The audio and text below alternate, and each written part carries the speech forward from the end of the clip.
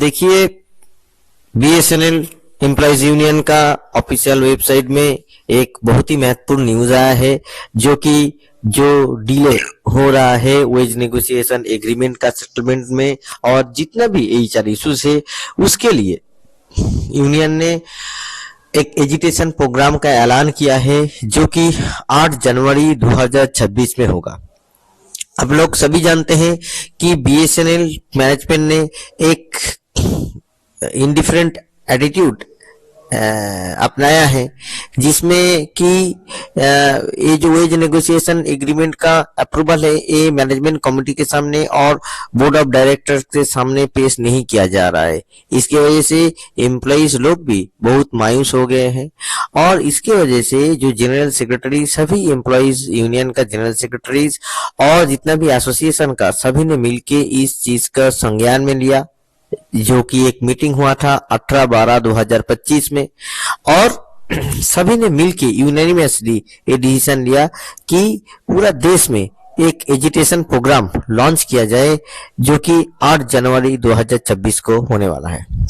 The BSNL management has been adopting an indifferent attitude by not placing the wage agreement for approval before the management committee and the board of directors. The prolonged delay for approval of wage agreement has caused widespread resentment among employees. In this backdrop, all the general secretaries and representative of the unions and association of BSNL reviewed the situation in a meeting held on 18/12/2025, unanimously decided to launch a countrywide demonstration agitation program on 8th January 2026। अभी देखिए इस meeting में क्या बात हुआ है।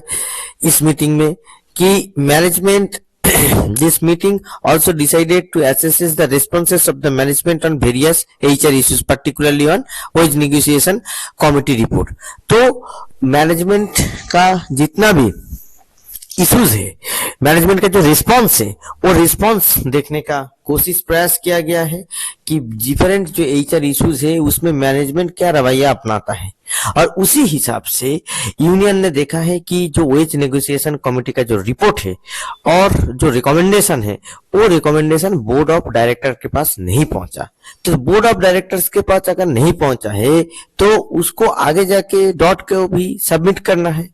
तो ये जो इश्यूज है, ये इश्यूज बहुत ही मायूस करने वाला इश्यूज है। और as well as the issue pertaining to the Chennai telecom district and Tamil Nadu circle. जानते हैं कि चेन्नई टेलीकॉम डिस्ट्रिक्ट और तमिलनाडु सर्कल में जो इश्यूज हो रहा है, उसमें जो सीजीएम है वो यूनियन और एसोसिएशन किसी का भी बात नहीं सुनते हैं, और किसी को मतलब कॉन्फिडेंस में ना लेके डिसीजन लेते हैं, ट्रांसफर करते हैं, और इसके वजह से डिपार्टमेंट के ऊपर भी बहुत फाइनेंशियल बर्डन होता है। जैसे मैंने पिछले वीडियो पे भी दिखाया था, 32 करोड़ रुपया से ट्रांसफर सेटलमेंट में लग गया। तो जहां पे डिपार्टमेंट में पैसा बोलता है डिपार्टमेंट नहीं है, वहां पे इतना पैसा फजूल का खर्चा करने का क्या बच सकता है। तो ये बात जब करने के लिए गया तो सीजीएम बात करने के लिए राजी नहीं थे। तो ये सब जो प्रॉब्लम्स है, ये सब प्रॉब्लम्स लेके सीएमडी साहब के पास भी जा गया है, एचआर डायरेक्टर एचआर के पास भी ये चीज बोला गया है, यूनियन के साथ एसोसिएशन सभी मिलके बोले हैं। मगर यहाँ पे एक इंडिफरेंट एटीट्यूड भी मैनेजमेंट से दिखाया जा रहा है, और यहाँ पे जो नॉट सेटिस्फैक्टरी रिस्पॉन्स अगर नहीं मिलता है, इस परिस्थिति में अगर no satisfactory response is received from the management on the above HR issues, a formal notice of agitation program will be served on end of this month। तो end of this month मतलब यहाँ पे management को एक ultimatum दिया जा रहा है कि आप ये सब इशू सेटल कीजिए, नहीं तो हम लोग ये एजुटेशन प्रोग्राम पे जाएंगे, और इसके लिए जिम्मेवार आप होंगे, क्योंकि आपको टाइम दिया गया था, आपको बोला गया था। As a part of this agitation program on 8th January 2026, executive and non-executive across India will participate in lunch hour demonstration to protest against the continued indifferent attitude of BSNL management। तो यहाँ पे executive और non executive सभी के लिए एक country wide demonstration programme है। और ये सेशन होगा, ये जो लॉन्च आवर डेमोन्स्ट्रेशन होगा, इस लॉन्च आवर डेमोन्स्ट्रेशन के जरिए पूरा देश भर में जितना भी बीएसएनएल के कर्मचारी हैं, सभी बीएसएनएल के कर्मचारी अगर इसमें प्रोटेस्ट में पार्टिसिपेट करेंगे, ज्यादा बढ़ चढ़ के पार्टिसिपेशन होगा, तो मैनेजमेंट के पास भी ये चीज जाएगा कि बीएसएनएल कर्मचारी ये बात लेके बहुत ही सीरियस है और लोग एक बद्ध है, वो लोग यूनाइटेड है इस चीज को लेके। और इस चीज का जो इम्पैक्ट है ये मैनेजमेंट को आने वाले दिन में झुकाने का काम करेगा। और मैनेजमेंट का जो इंडिफरेंट एटीट्यूड है, वो इंडिफरेंट एटीट्यूड सिर्फ इसीलिए नहीं है दोस्तों कि बीएसएनएल के पास पैसा नहीं है। देखिए फंड बहुत जगह पे है, बहुत मिस यूटिलाइजेशन भी होता है, बहुत जगह पे पैसा बहुत तरीके से यूज होता है, मगर वो सब चीजों के ऊपर नजर नहीं जाता है। मगर जहां पे एम्प्लॉइज का बेनिफिट होता है, जहां पे एम्प्लॉइज का मोरल का बात होता है, वहां पे इस डिपार्टमेंट का फंड का बात आ जाता है, डिफरेंट बात आ जाता है। आप लोग देखेंगे कुछ दिन पहले जो वाकया हुआ था कि जो 25th ईयर जो सेलिब्रेशन के लिए, सिल्वर जुबली सेलिब्रेशन के लिए कितना जगह पे कितना फंड एलोकेट हुआ था, कितना पैसा खर्चा किया गया, केक काटा गया, सीएससी को सजाया गया, ये चीज से मतलब यूनियन और कोई भी आपत्ति नहीं किया। मगर ये चीज भी होना चाहिए कि इसके साथ साथ जो रियल टाइम में इम्प्लीमेंटेशन का जरूरी है, सर्विस क्वालिटी इंप्रूवमेंट और बाकी जो सब इंप्रूवमेंट का जरूरत है, वो चीज को नजरअंदाज करके ये करना कोई भी फ्रूटफुल साबित नहीं होगा। और वही हुआ है आज के दिन पे संचार आधार लेके जो प्रॉब्लम्स हुआ है, वो संचार आधार प्रॉब्लम्स में ने क्या हुआ कि बहुत सारा ज्यादा पुट आउट हम लोगों का हो गया। तो इसके वजह से इसके लिए कौन जिम्मेदार है? ये सब जो डिसीजन से, ये डिसीजन मैनेजमेंट से लिया जाता है, इसके लिए तो आम कर्मचारी का जिम्मेवारी नहीं होता है, मगर ये मैनेजमेंट का गलत डिसीजन के वजह से और जो इंडिफरेंट एटीट्यूड के वजह से जो एम्प्लॉइज को सफर करना पड़ता है, उसका जो फाइनेंशियल अवस्था, वित्तीय अवस्था का जो अवस्था है वो बहुत ही खराब है। और ये सब चीज लेके बीएसएनएल एम्प्लॉइज यूनियन हमेशा लड़ते रहा है।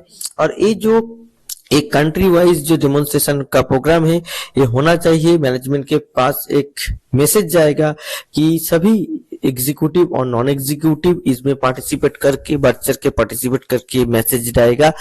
और management was the top issues including the settlement of third PRC. तो थर्ड पीआरसी सेटलमेंट के लिए ये जो डेमोन्स्ट्रेशन प्रोग्राम है, ये डेमोन्स्ट्रेशन प्रोग्राम बहुत ही जरूरी है, क्योंकि आज के दिन में जो मैनेजमेंट कमेटी के सामने ये रिकमेंडेशन अभी तक गया नहीं है, कमेटी का जो रिपोर्ट है वो रिपोर्ट का रिकमेंडेशन अभी तक गया बीएसएनएल से नहीं गया है।